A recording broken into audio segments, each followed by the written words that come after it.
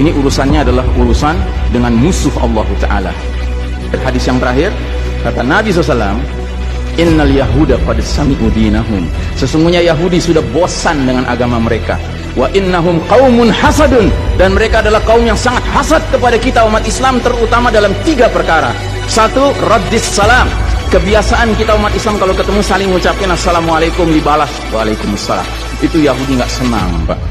Yahudi tidak senang melihat umat Islam berukhuwah Islamnya. Yahudi nggak senang umat Islam kalau ketemu saling bersedekah dengan senyum, makanya dibikin aturan begini, nggak kelihatan senyum kita. Yahudi nggak senang kita ketemu jabat tangan, rontok dosa-dosa. Maunya mereka begini saja jabatan tangannya. Dari mana ini semua? Yang kedua, mereka hasad sama kita dalam urusan apa? Iqamatis sufuf, dalam tata cara kita menegakkan saf kita. Ingat Pak, saf dikatakan tegak syaratnya 2. 1 lurus, 2 rapat. Bukan hanya lurus tapi renggang-renggang, atau rapat tapi meliuk-liuk. Tidak, harus dua-duanya lengkap. Sehingga Nabi sampai bertanya, kenapa kalian gak bersaf seperti malaikat di hadapan Allah? Para sahabat bingung, bertanya, bagaimana malaikat? Kata Nabi, mereka mendahulukan saf awal dan mereka saling rapat satu sama lainnya. Jadi Nabi itu bangga kalau umat Islam sholatnya seperti para malaikat di hadapan Allah Ta'ala. Harusnya itu menjadi kebanggaan kita juga. Dan harusnya kita tersinggung kalau ada pihak yang berusaha untuk mengacak-acaknya. Dan yang terakhir, yang ketiga, Yahudi itu hasad sama kita dalam urusan apa? Dalam urusan umat Islam di belakang imam salat wajibnya mengucapkan amin. Makin keras suara amin itu, makin geram mereka.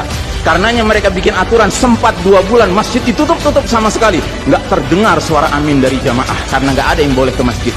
Tapi sekarang setelah dibolehkan, masjid yang bisa muat 2.000 orang, cukup 500 orang, cukup 700 orang. Supaya apa? Sekurang-kurangnya aminnya bisa berkurang. Maka sekarang pertanyaan besarnya adalah, untuk siapa kita sholat? Atau untuk mereka? Inna sholati wa nusuki wa mahyaya wa mamati lillahi rabbil alamin. Mudah-mudahan apa yang saya sampaikan tidak membuat bapak dan ibu makan nggak kenyang, tidur nggak nyenyak, tetapi semakin sadar betapa kita sedang hidup di era penuh fitnah di akhir zaman, dan musuh-musuh Allah sedemikian sistematis, sedemikian terencananya membuat kita sadar tidak sadar meninggalkan din kita. Yang paling mengerikan kalau sampai sudah nggak ada perasaan lagi risau dengan ini semua. Karena apa? Nabi bersabda, siapa lihat kemungkaran ubah dengan tangan, nggak bisa dengan lisan, nggak bisa dalam hati. Dalam hati itu maknanya apa? Ingkari itu sebagai kebenaran, itu mungkar.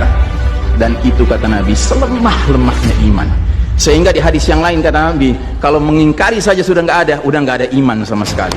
Nah, yang kita khawatir kalau kita ternyata ridho saja dengan aturan sholat WHO ini Pak. Padahal harusnya kita sholat dengan cara Nabi Muhammad SAW, bukan caranya Tedros atau Bill Gates.